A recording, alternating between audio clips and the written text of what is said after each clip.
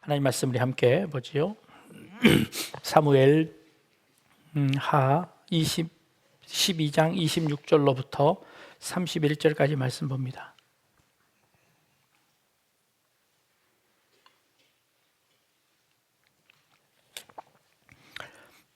요압이 암몬 자손의 랍바를 쳐서 그 왕 성을 점령하매 요압이 전령을 다윗에게 보내 이르되 내가 랍바 곧 물들의 성읍을 쳐서 점령하였으니 이제 왕은 그 백성의 남은 군사를 모아 그 성에 맞서 진치고 이 성읍을 쳐서 점령하소서. 내가 이 성읍을 점령하면 이 성읍이 내 이름으로 일컬음을 받을까 두려워하나이다 하니 다윗이 모든 군사를 모아 랍바로 가서 그곳을 쳐서 점령하고 그 왕의 머리에서 보석 박힌 왕관을 가져오니 그 중량이 금 한 달란트라. 다윗이 자기의 머리에 쓰니라. 다윗이 또 그 성읍에서 노략한 물건을 무수히 내오고 그 안에 있는 백성들을 끌어내어 톱질과 썰의질과 철도끼질과 벽돌구이를 그들에게 하게 하니라.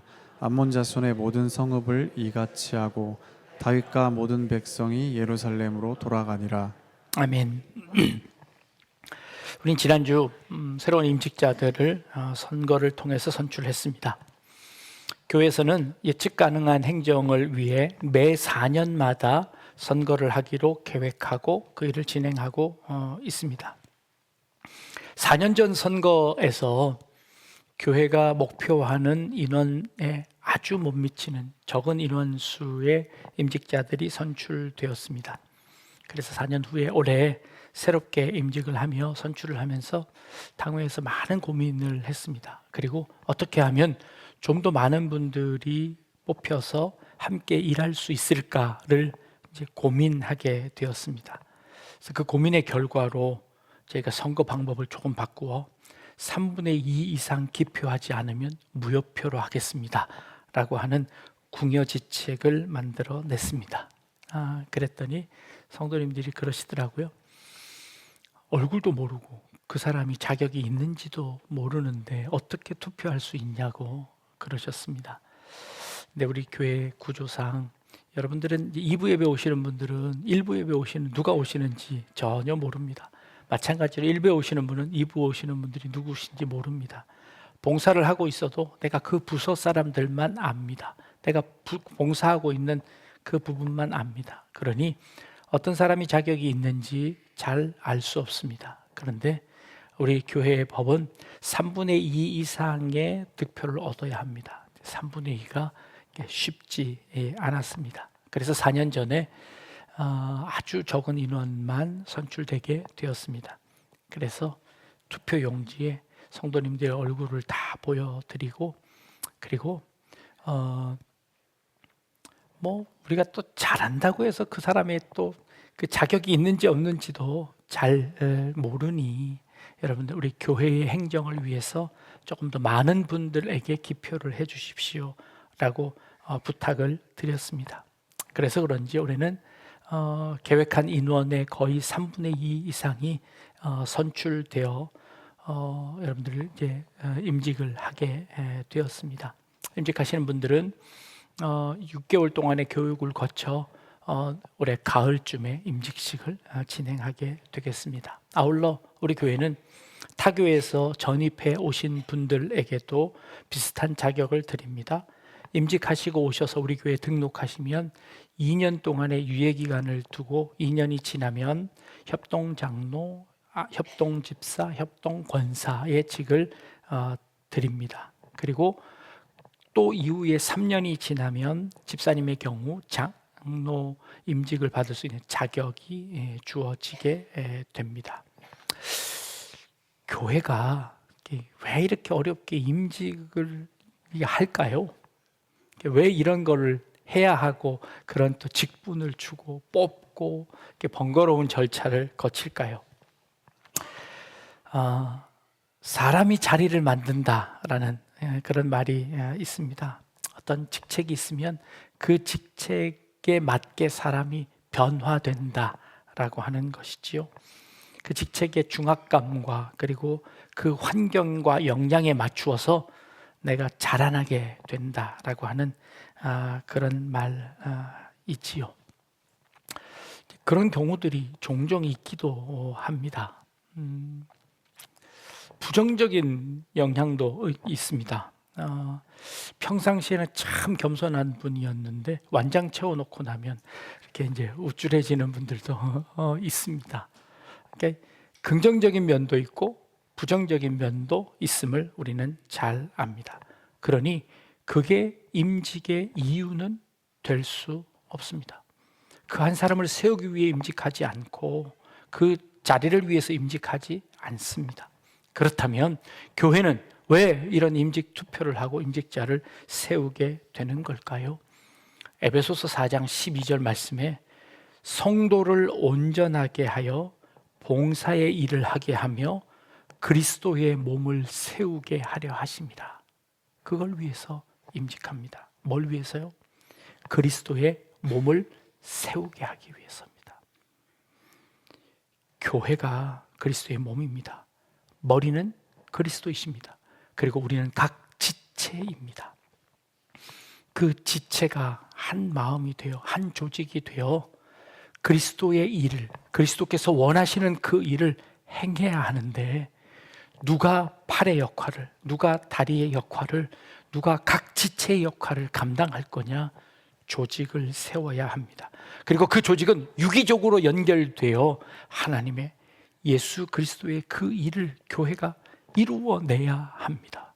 그 일을 위해서 우리는 조직해야 합니다. 그것이 때로는 명예가 되어지기도 합니다. 명예보다 더 중요한 것, 그 각 지체의 직분입니다. 사명입니다. 그 사명이 무엇인지를 잃는다면, 그걸 우리가 잃게 된다면 직분을 하는 의미가 없어지는 것이지요.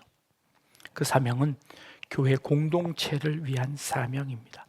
물론 우리가 예수를 믿는 그 순간서부터 우리는 하나님의 자녀로서 그리스도인으로서의 사명을 가집니다. 예수님 닮아가는 삶, 예수님처럼 살아내는 삶, 예수님의 말씀에 순종하는 삶으로서 성도의 사명이 우리 모두에게 있습니다.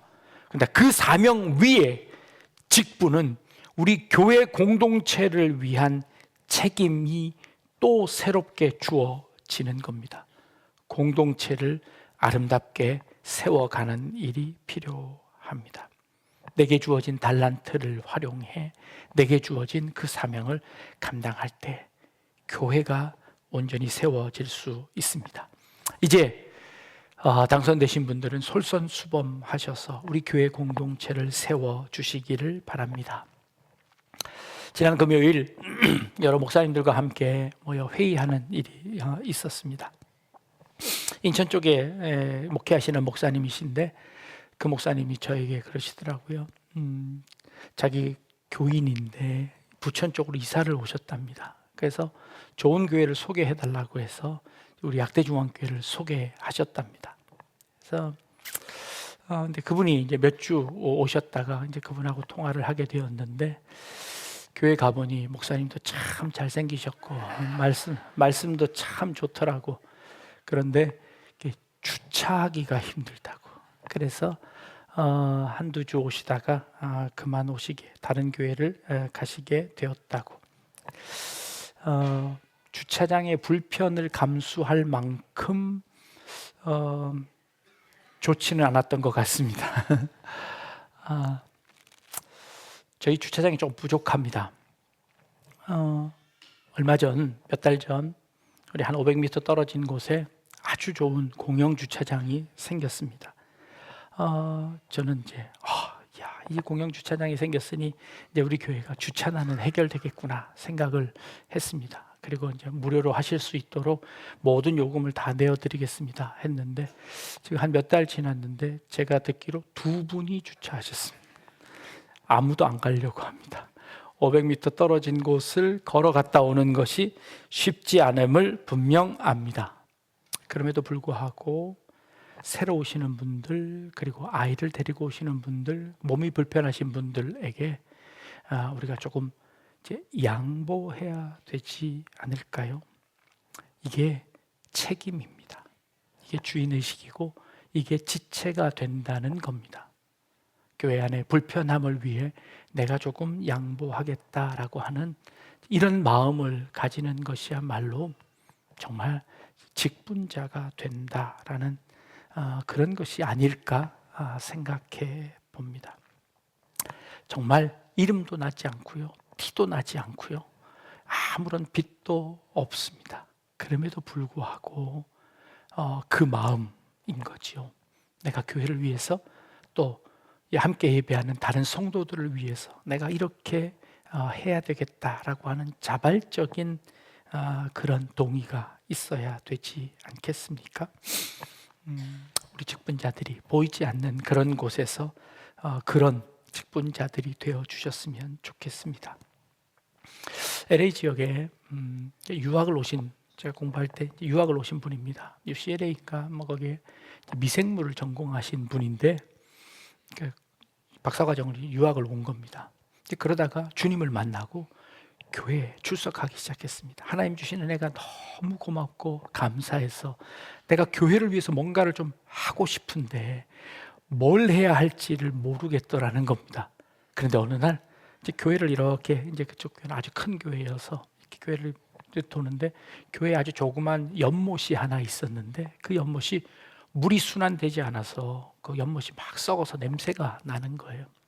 그분이 미생물 전공이니 한 날은 예배를 마치고 조그만 그 유리병에다가 그 연못 물을 담아 갖고 가서 학교 연구실에서 분석을 딱 했습니다. 그랬더니 거기에 유해한 미생물들이 이렇게 쫙 많은 거예요.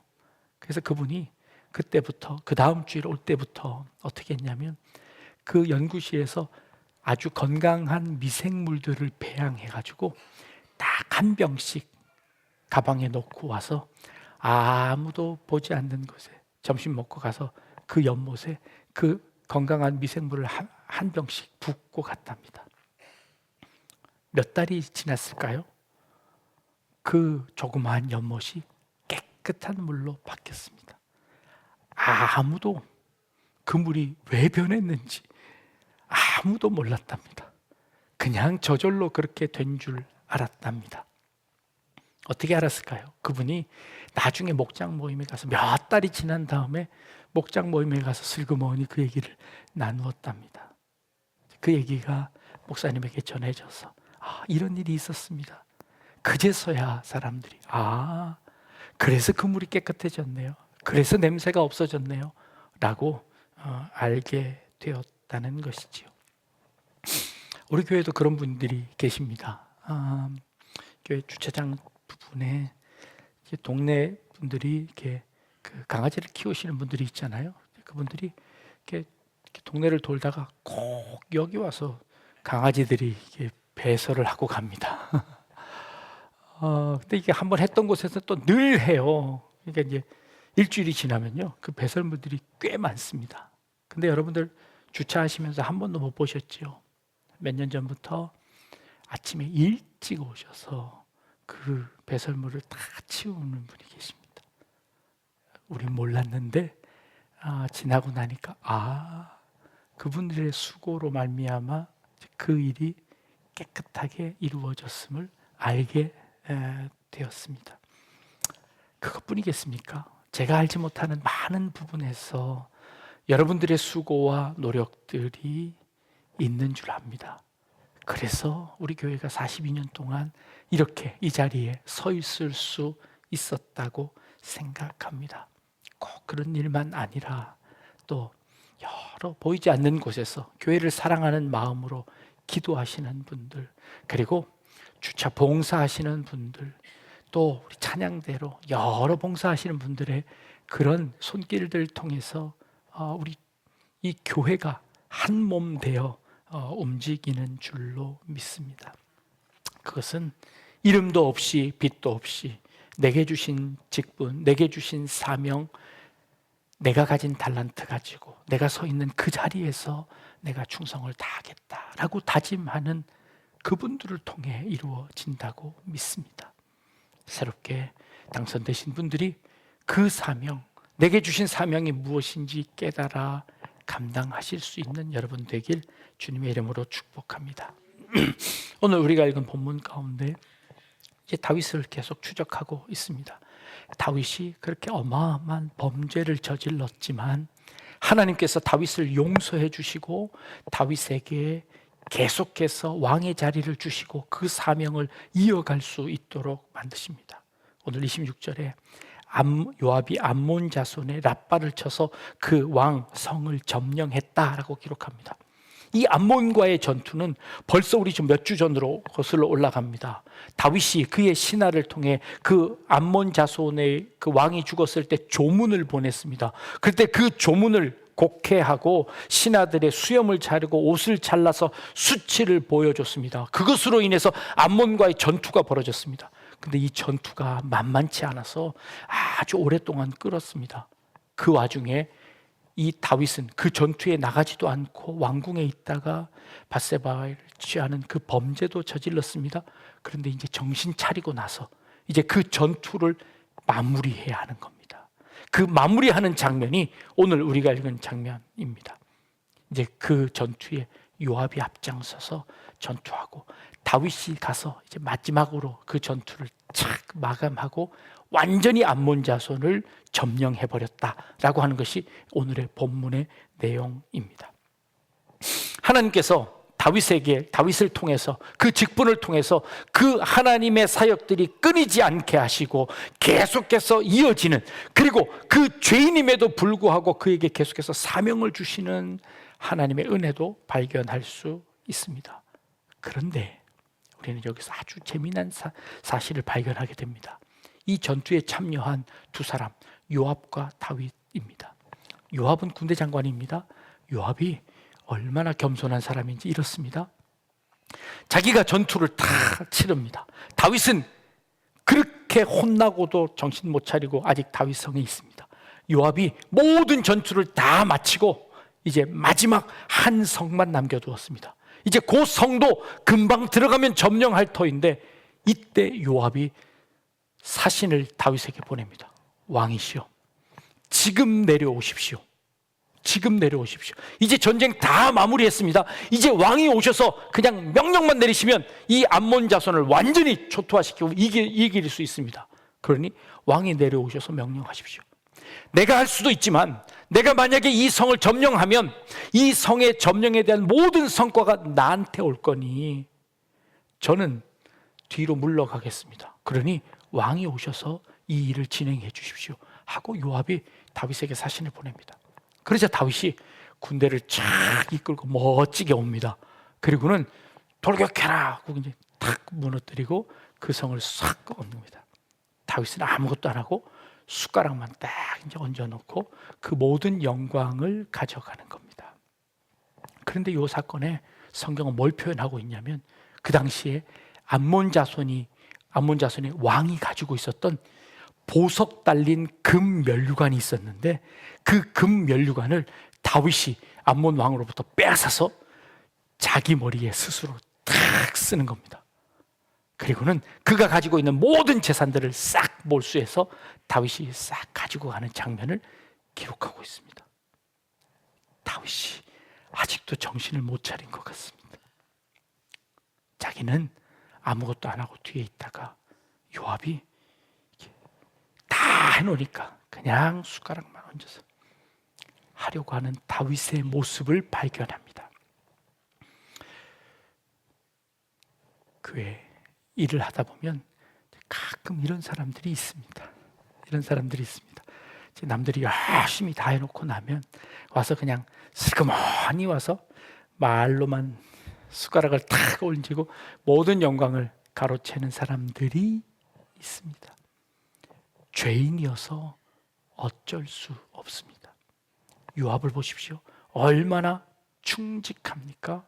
그래서 이 요압은 모든 영광을 다윗에게 다 돌립니다. 왕이시여 와서 점령만 하십시오. 명령만 내리십시오. 그리고 영광은 다 가져가십시오. 자, 요압은 참 위대한 사람 같을까요? 아닙니다. 이제 앞으로 보게 될 텐데요. 이 요압은 자기가 1인자가 될 수 없다는 것을 너무 잘 알기에 그는 권력을 만드는 사람입니다. 그걸 더 좋아하는 사람입니다. 뒤에서 조정하기 좋아하는 사람입니다. 왕이시여 그냥 와서 숟가락만 올리면 됩니다. 모든 일은 내가 다 했습니다.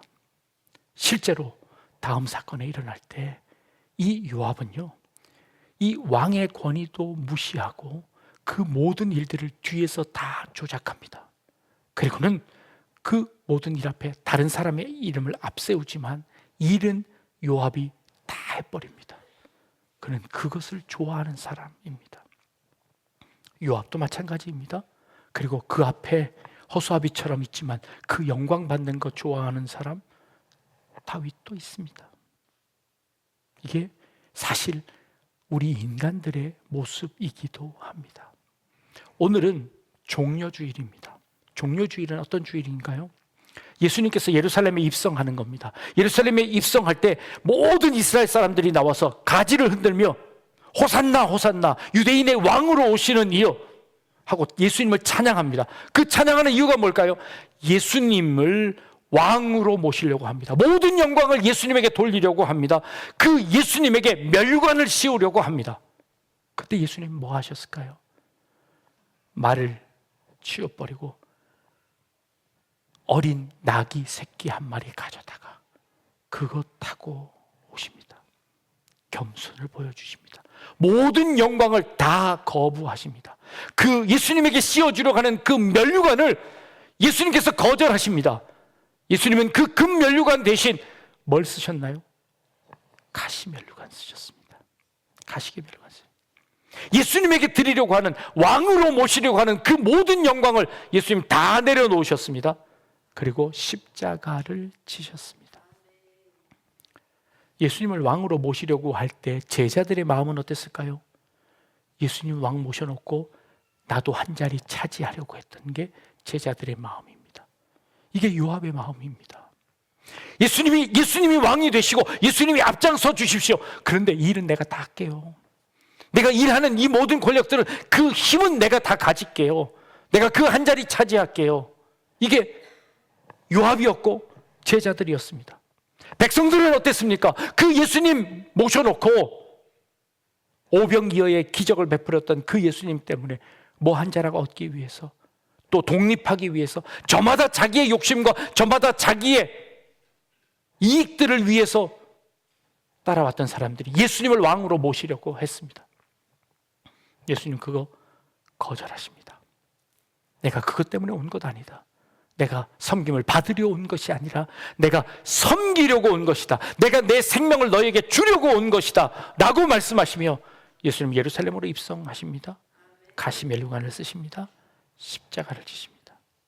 이게 예수님께서 우리에게 보여주신 모습입니다. 그리고 우리에게 이렇게 도전하십니다. 너희들도 너희 십자가를 지고, 자기 십자가를 지고 예수님을 따르라고 말합니다. 이게 그리스도인입니다. 예수 믿는 사람입니다. 예수 믿는 사람은 내 몫에 튀어진 십자가를 지고 예수님이 보여주신 그 삶을 따라가는 것, 그리스도인이라고 합니다. 새롭게 직분을 받으신 분들, 여러분들에게 주시는 십자가는 어떤 십자가일까요?